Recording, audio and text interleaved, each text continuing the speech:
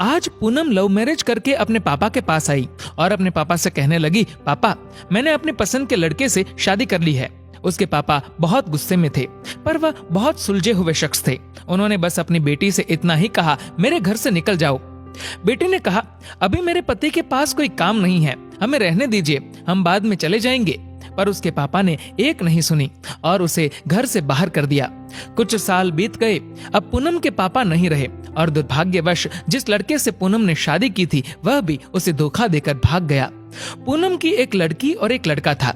पूनम खुद का एक रेस्टोरेंट चला रही थी जिससे उसका जीवन यापन हो रहा था। पूनम को जब यह खबर हुई कि उसके पापा नहीं रहे तो उसने मन में सोचा, अच्छा हुआ मुझे घर से निकाल दिया था, दर दर की ठोकरें खाने के लिए छोड़ दिया था। मेरे पति के छोड़ जाने के बाद भी मुझे घर नहीं बुलाया। मैं तो नहीं जाऊंगी उनकी अंतिम यात्रा में। पर उसके ताऊजी ने कहा कि पूनम हो आओ, जाने वाला शख्स तो चला गया, अब उनसे दुश्मनी कैसी। पूनम ने पहले हाँ ना किया, फिर सोचा चलो हो आती हूँ, देखूं तो जिन्होंने मुझे ठुकराया वह मरने के बाद कैसे सुकून पाते हैं। पूनम जब अपने पापा के घर आई तो सब उनकी अंतिम यात्रा की तैयारी कर रहे थे, पर पूनम को उनके मरने का कोई दुख नहीं था। बस वह अपने ताऊजी के कहने पर आई थी। अब पूनम के पापा की अंतिम यात्रा शुरू हुई। सब रो रहे थे, पर पूनम दूर खड़ी हुई थी। जैसे तैसे सब कार्यक्रम निपट गए। आज पूनम के पापा की 13वीं थी। उसके ताऊजी आए और पूनम के हाथों में एक खत देते हुए उन्होंने पूनम से कहा, ये तुम्हारे पापा ने तुम्हें दिया है, हो सके तो इसे एक बार जरूर पढ़ लेना। रात हो चुकी थी और सारे मेहमान जा चुके थे।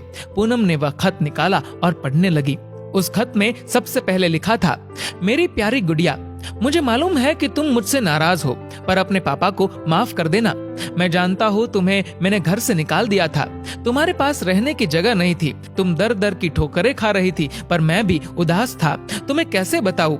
याद है तुम्हें जब तुम 5 साल की थी तब तुम्हारी माँ हमें छोड़कर चली गई थी, तब तुम कितना रोती थी, मेरे बिना सोती नहीं थी, रातों को उठकर रोती थी, तब मैं भी सारी रात तुम्हारे साथ जागता था।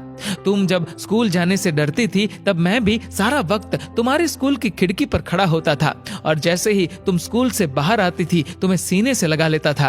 वह कच्चा पक्का खाना याद है जो तुम्हें पसंद नहीं आता था, मैं उसे फेंक कर फिर से तुम्हारे लिए खाना बनाता था ताकि तुम भूखी ना रहो। याद है तुम्हें जब तुम्हें बुखार आता था तो मैं सारा दिन तुम्हारे पास बैठा रहता था, मन ही मन रोता था पर तुम्हें हंसाता था ताकि तुम ना रो, वरना मैं रो पड़ता था।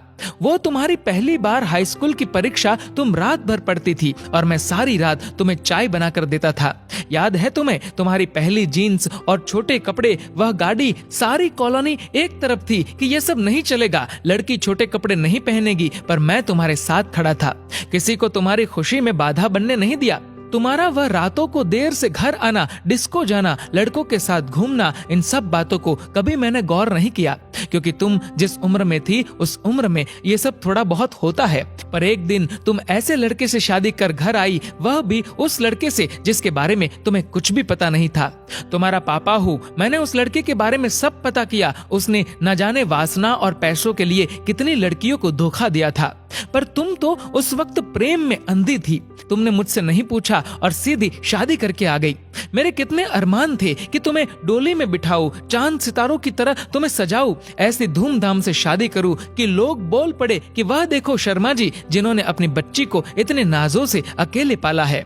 पर तुमने मेरे सारे ख्वाब तोड़ दिए। खैर, इन सब बातों का अब कोई मतलब नहीं है। मैंने तो तुम्हारे लिए खत इसलिए छोड़ा कि तुमसे कुछ बात कह सकूं।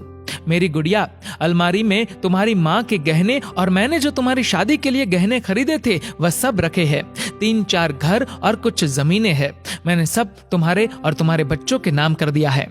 कुछ पैसे बैंक में है जो तुम बैंक जाकर उसे निकाल लेना। और आखिर में बस इतना ही कहूंगा, मेरी गुड़िया, काश तुमने मुझे समझा होता। मैं तुम्हारा दुश्मन नहीं था, तुम्हारा पापा था, वह पापा जिसने तुम्हारी माँ के मरने के बाद भी दूसरी शादी नहीं की। लोगों के ताने सुने, गालियां सुनी, न जाने कितने रिश्ते ठुकराए, पर तुम्हें दूसरी माँ से कष्ट ना हो इसलिए खुद की ख्वाहिशें मार दी। अंत में बस इतना ही कहूंगा, मेरी गुड़िया, जिस दिन तुम शादी के जोड़े में घर आई थी ना, तुम्हारा बाप पहली बार टूटा था। तुम्हारी माँ के मरने के वक्त भी उतना नहीं रोया जितना उस वक्त और उस दिन से हर दिन रोया।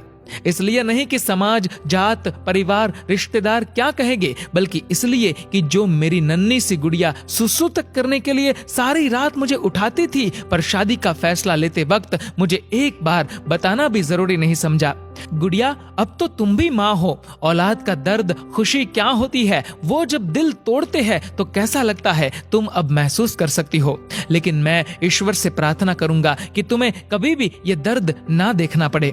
एक खराब पिता ही समझकर मुझे माफ कर देना मेरी गुड़िया। तुम्हारे पापा अच्छे नहीं थे जो तुमने उसे इतना बड़ा दर्द दिया।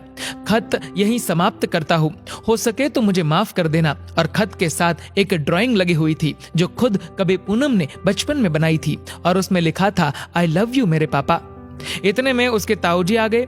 पूनम ने उन्हें रोते रोते सब बताया, पर एक बात उसके ताऊजी ने बताई। उसके ताऊजी ने कहा, पूनम, वो जो तुम्हें रेस्टोरेंट खोलने और घर खरीदने के पैसे मैंने दिए थे, वह मेरे नहीं थे, बल्कि तुम्हारे पिताजी ने मुझसे तुम्हें दिलवाए थे। क्योंकि औलाद चाहे कितनी भी बुरी क्यों ना हो, माँ बाप कभी बुरे नहीं होते।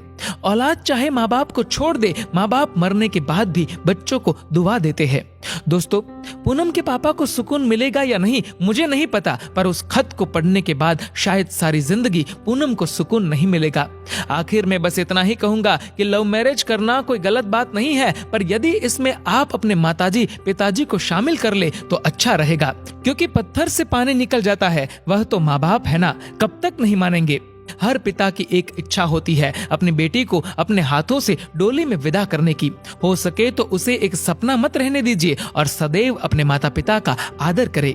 दोस्तों, इस वीडियो को लेकर आपकी क्या राय है, नीचे कमेंट करके जरूर बताएगा। और अगर आपको ये वीडियो अच्छा लगा हो तो इस वीडियो को लाइक करेगा, शेयर करेगा ज्यादा से ज्यादा लोगों तक। और ऐसी ही और भी इंस्पिरेशनल वीडियोस के लिए सब्सक्राइब करें हमारे यूट्यूब चैनल को और फेसबुक पर फॉलो करें हमारे पेज को। धन्यवाद।